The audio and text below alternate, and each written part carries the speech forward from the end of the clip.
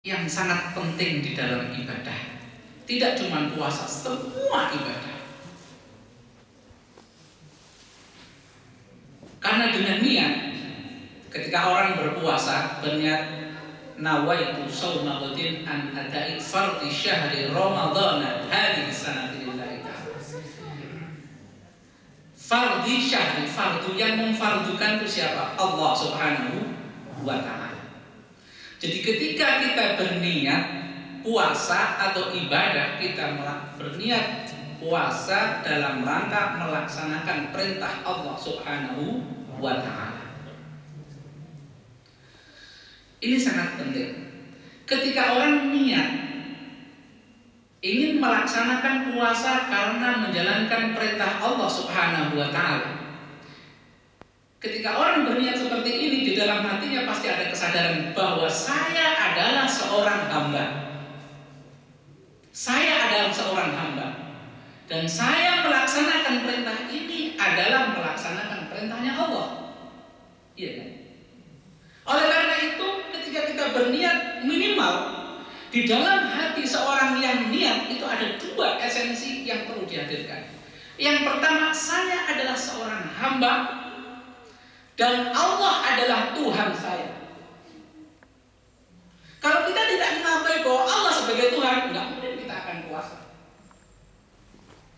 Jadi kita melakukan niat itu puasa bahwa ada kesadaran bahwa saya adalah seorang hamba dan Allah adalah Tuhan saya. Dan puasa adalah perintah Tuhan dan akan saya laksanakan. Dan saya melaksanakan puasa ini adalah merupakan perwujudan dari posisi saya sebagai seorang hamba.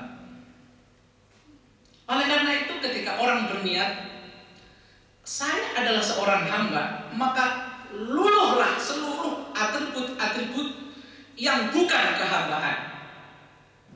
Masa ada hamba itu merasa pintar sendiri? Masa ada seorang hamba itu merasa paling benar sendiri?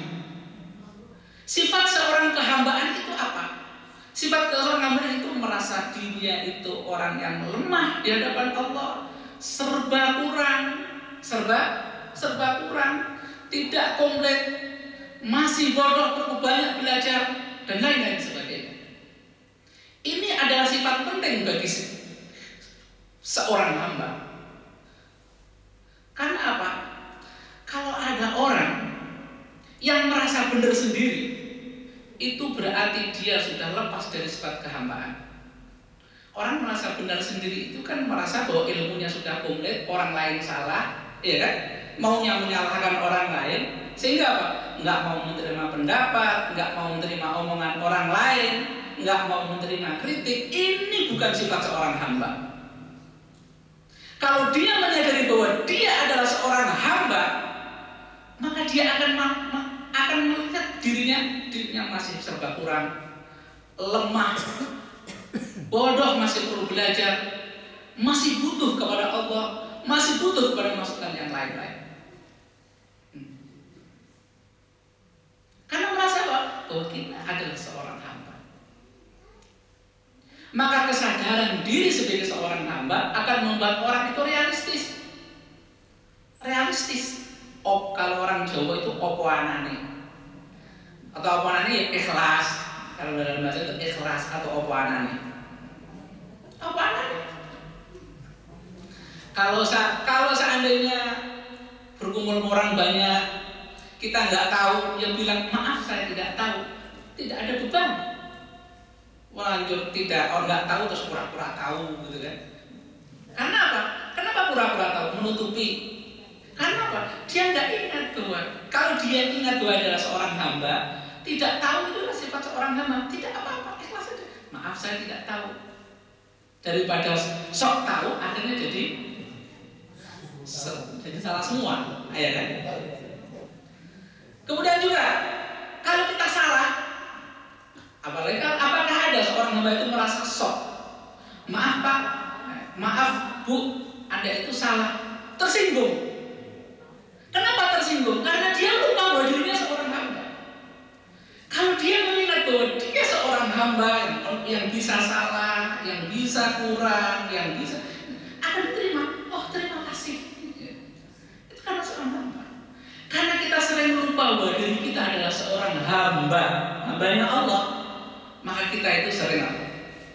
Ya kita sering keluar dari sifat kehambaan kita. Kita merebut sifat-sifat Allah, sok bener, sombong, takabur. Akhirnya apa?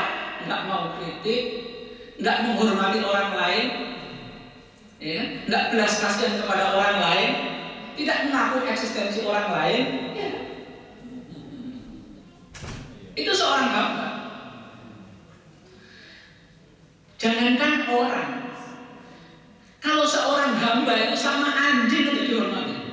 Lihat zamannya Rasulullah SAW. Ada salah satu sahabat masuk surga gara-gara anjing. Apa? Ada anjing kehausan di jalan, dia menyopot sepatunya, dia ambil air, diminumkan anjing itu. Dia masuk surga gara-gara anjing. Kenapa? Karena anjing adalah hambanya Allah, tidak merasa lebih hebat daripada anjing. Kalau dengan anjing dan manusia aja bisa menghormati seperti itu, bagaimana kalau menghormati dengan manusia sesama? Tentunya lebih menghormati. Dan sifatnya menghormati, husnudzon, semuanya. Apa anak? Kan gitu. Ini adalah kesadaran seorang hamba. Yang pertama, jadi kesadaran seorang hamba akan membuat orang bersifat realistis. Tapi kesadaran sebagai seorang hamba juga tidak merendahkan dirinya sendiri. Wah, aku seorang hamba terus nggak bisa. Enggak. Karena hamba di sini bukan hambanya siapa.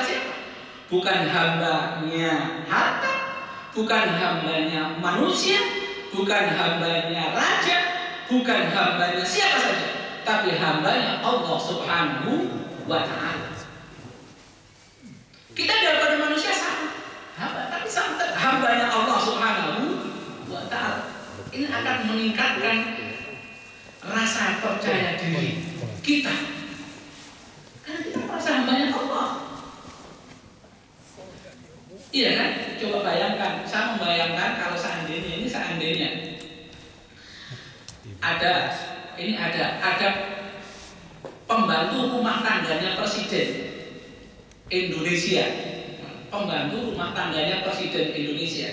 Itu padahal dia itu juga orang kampung, mungkin listrik belum masuk ya kan. Kebetulan jadi pembantu, terus main ke Amsterdam. Nah, main ke Amsterdam. Padahal yang di Amsterdam di sini kerjaannya sudah ada yang udah lumayan, Mas. Kira-kira pembantu ini sikapnya bagaimana? Oh, saya pembantunya presiden, ya kan? Dia merasa kuat, merasa hebat. Dan kita orang lain juga akan menghormati. Oh, itu pembantunya presiden, kan gitu kan? Wah, itu kalau pembantunya, kalau mungkin sebut anaknya, wah lebih lagi kan? Padahal yang hebat itu bukan pembantunya, tapi presidennya kan? Tapi karena dia pembantunya presiden, maka menjadi hebat. Menjadi hebat. Derajatnya semakin tinggi, main kesini mesti dihormati, yakin dihormati daripada manusia biasa. Kenapa? Karena dia hambanya presiden, pembantunya presiden. Lah bayangkan kalau kita menyadari bahwa kita hambanya Allah Subhanahu wa Ta'ala, Malikul Mulki, raja dari segala raja. Kita akan merasa punya harga diri. Kita merasa berharga hidup ini. Karena kita menyadari sebagai seorang hamba. Hambanya siapa? Hambanya Allah. Dan apa yang kita lakukan itu adalah merupakan perwujudan diri sebagai seorang hamba. Namanya apa perbuatan kita? Namanya ibadah. Ibadah. Iya kan? Ibadah adalah merupakan perbuatan yang merupakan kesadaran diri kita sebagai seorang hamba untuk Tuhan. Berarti apa? Apa yang kita lakukan penuh dengan nilai. Ada maknanya. Coba bayangkan kalau kita menyadari sebagai seorang hamba, hambanya Allah, setiap hari penuh kerjaan kita, aktivitas kita semuanya penuh dengan nilai ibadah.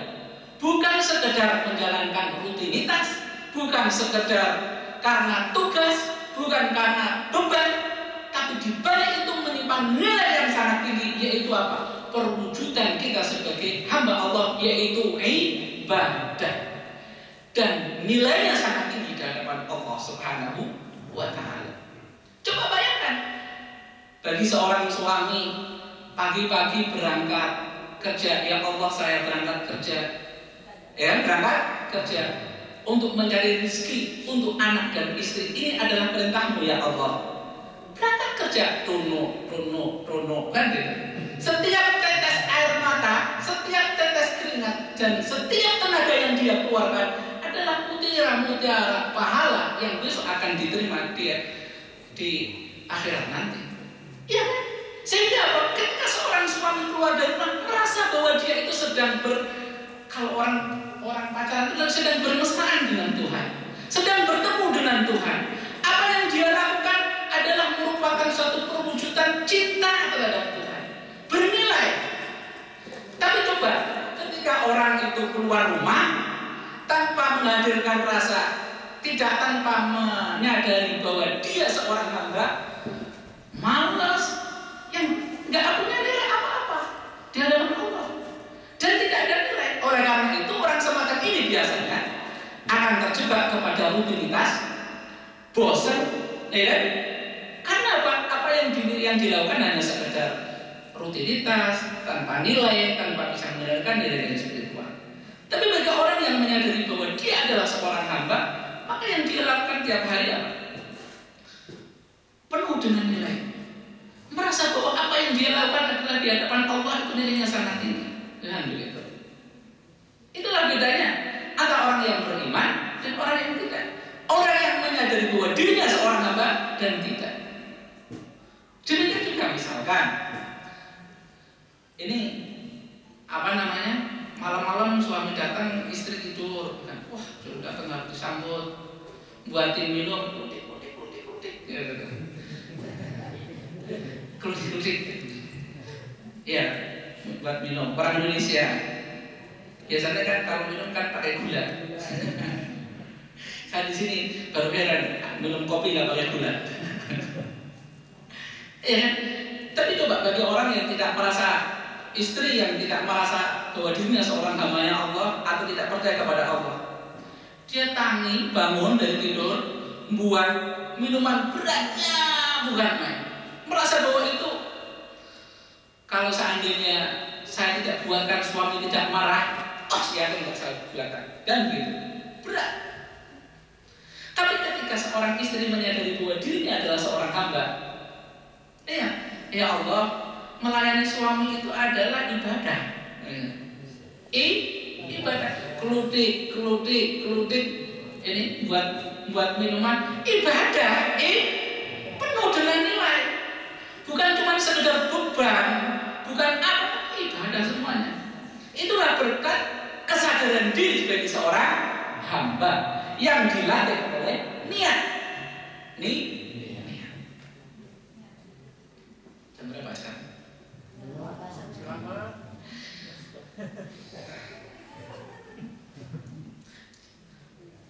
Ini hal yang tidak penting. Salah satu hal yang tidak penting yaitu niat. Semoga sesuatu yang tidak penting ini menjadi penting nantinya dalam kehidupan kita.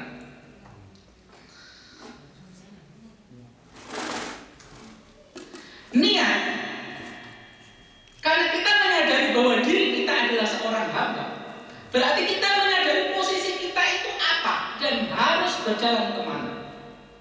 Coba orang hidup itu seperti orang berjalan.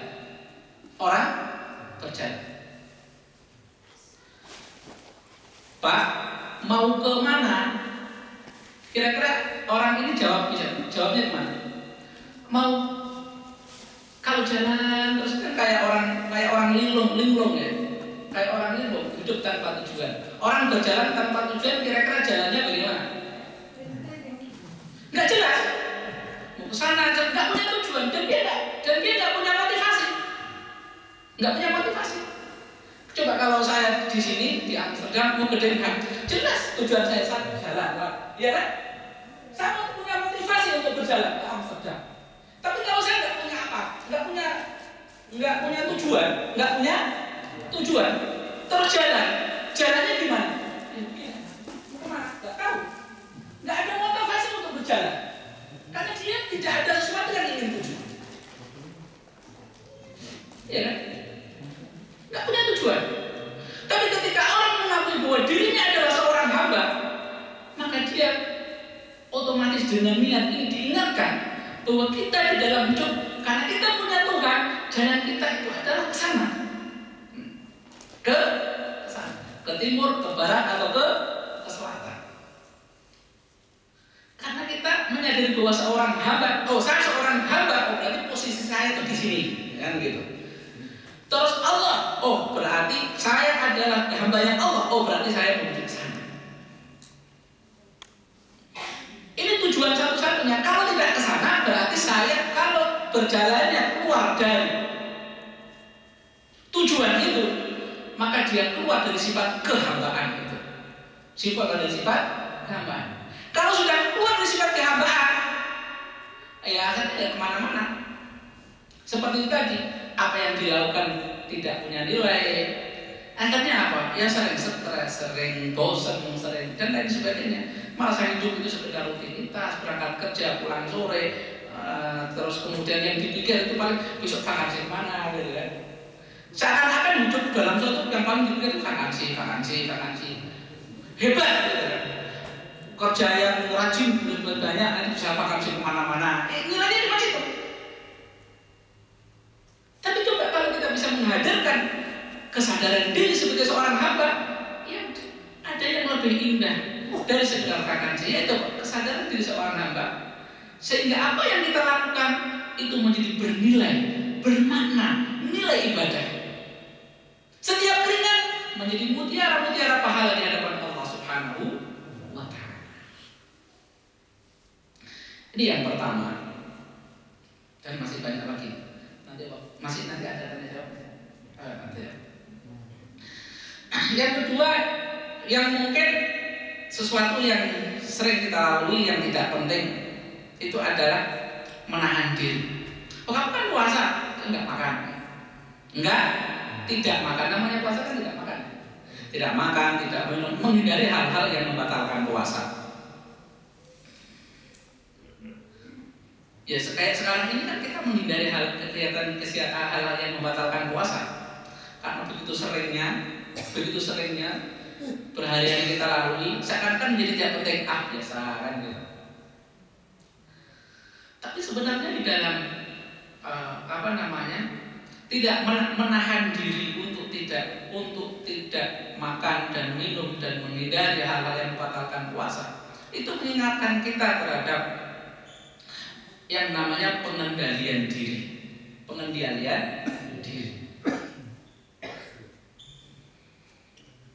Orang yang kemampuan pengendaliannya diri itu kuat, orang itu biasanya lebih bijaksana. Terus kemudian lebih bisa berpikir jernih.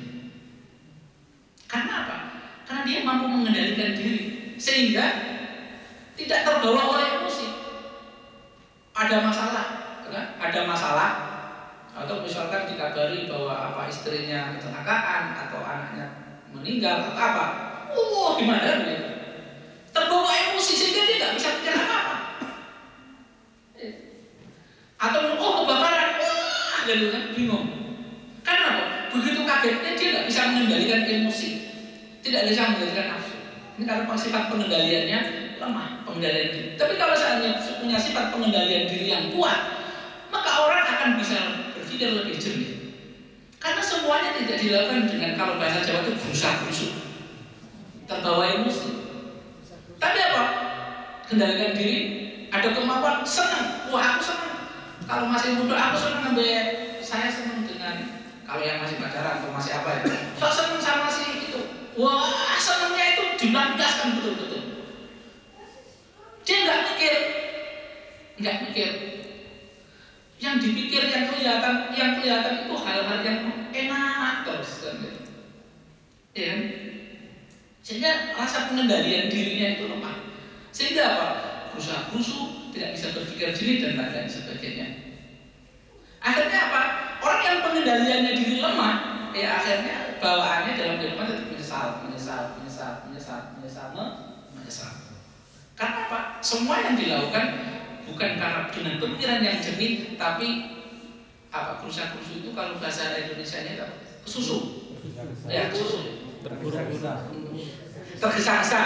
Oh, tersusu itu bahasa Jawa juga ya. Tergesa-gesa. Oleh karena itu diingatkan Nabi, al-ajalatu minasyaiton. Tergesa-gesa itu bagian daripada perbuatan syaitan. Malah ada salah satu sahabat mengatakan, ya Rasulullah minta nasihat yang bisa menyelamatkan dia. Apa kata Nabi? Kamu jangan marah. Jangan marah.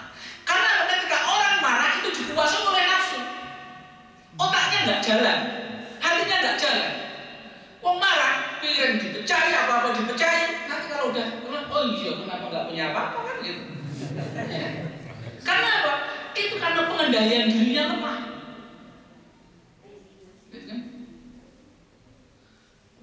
Punya anak salah, coba kalau kita punya anak salah, itu bukan marah karena orang marah, nggak bisa menunggu dimarahi.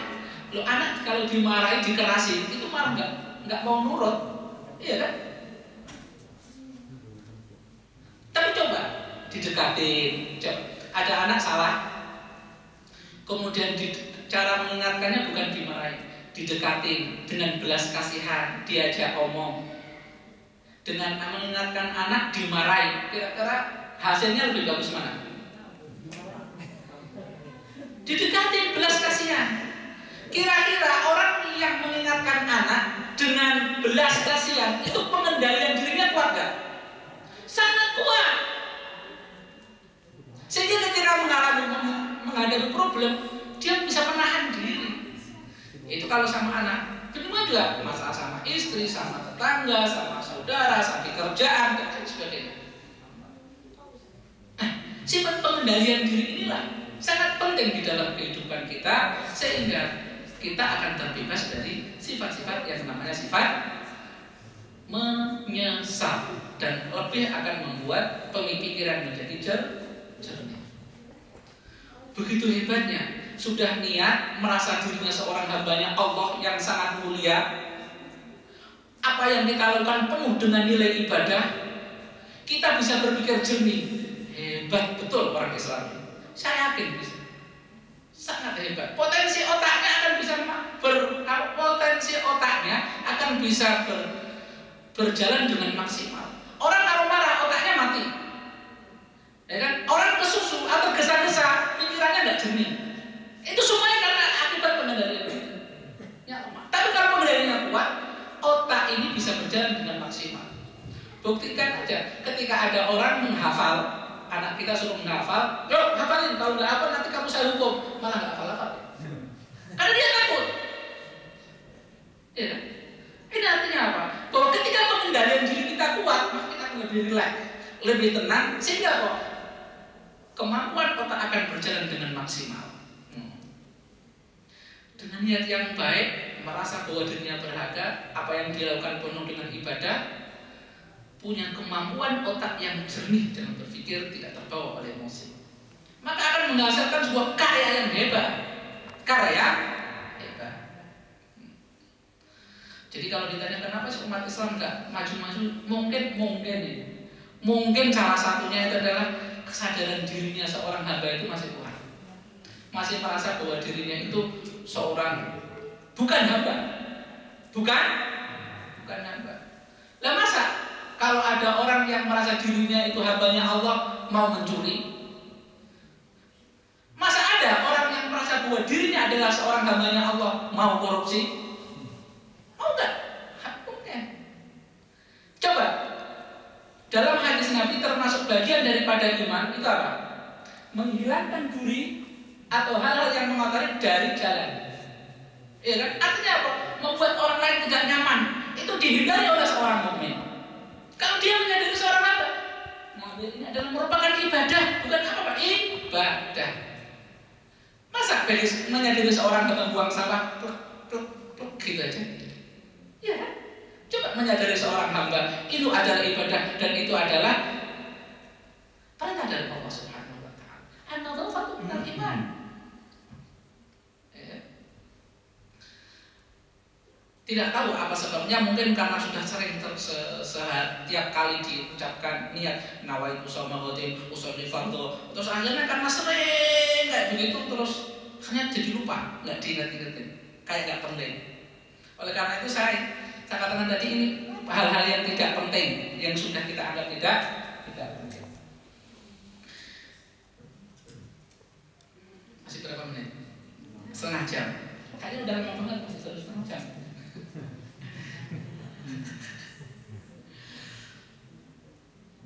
Kecepatan nggak tuh Pak ngomong saya? Bisa dipahami ya? Paham. Termasuk di dalam pengendalian diri diantaranya adalah sebagaimana yang mungkin sudah diungkapkan oleh para penceramah sama Bapak Ustadz Pak Ustadz Mudawi, bahwa puasa adalah ingin merasakan bagaimana rasanya orang miskin, kan gitu kan, orang miskin, sehingga tumbuh rasa empati terhadap orang miskin. Rasa empati, karena rasa empati itu termasuk bagian daripada tandanya orang iman. Gimana empati? Empati terhadap anjing aja bisa masuk surga, apalagi empati terhadap hambanya Allah, kan gitu. Di samping itu pengaruhnya. Di samping itu, karena rasa empati itu bisa merasakan rasanya orang miskin itu akan menumbuhkan rasa yang namanya rasa syukur. Alhamdulillah, saya masih dikasih rezeki oleh Allah Subhanahu Wa Taala. Alhamdulillah, saya masih dikasih kelebihan daripada si A, si B, si C. Sehingga apa? Yang tumbuh artinya namanya nggak kemerungsung. Orang kemerungsung, di antara orang yang sering membuat stres, kemerungsung apa? Artinya nggak nyaman. Itu selalu merasa kurang.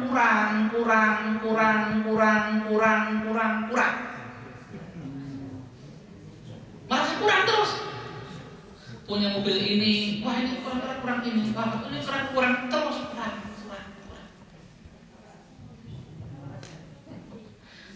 Sehingga apa? Yang dilihat itu kekurangannya, bukan apa yang ada dalam diri kita. Akhirnya apa? Orang semacam ini tidak bisa menikmati hidup. Bayangkan saja, kalau kita di hadapan kita itu ada makanan, itu ada sambal, ada tempe, terus ada tahu goreng. Bismillah, lapar. Bismillahirrahmanirrahim. Yang kita bayangkan, wah ini kalau seandainya ada sate, wah enak. Nggak nikmat jadinya sambal goreng, ya kan? Karena dia nggak melihat tempe yang dibayangkan sate. Wah kalau ada sate, sehingga dia nggak bisa menikmati hidup. Jadi nikmati tempe, nikmati tahu ora krasa. Tidak terasa. Iya kan? Sudah punya mobil, apa sih mobil sini? Udah mobil, apa mobil sini? Nggak apa saya. Ya mobil yang inilah, yang kelasnya bawah. Ini kalau seandainya punya mobil yang BMW, wah lebih enak. Sehingga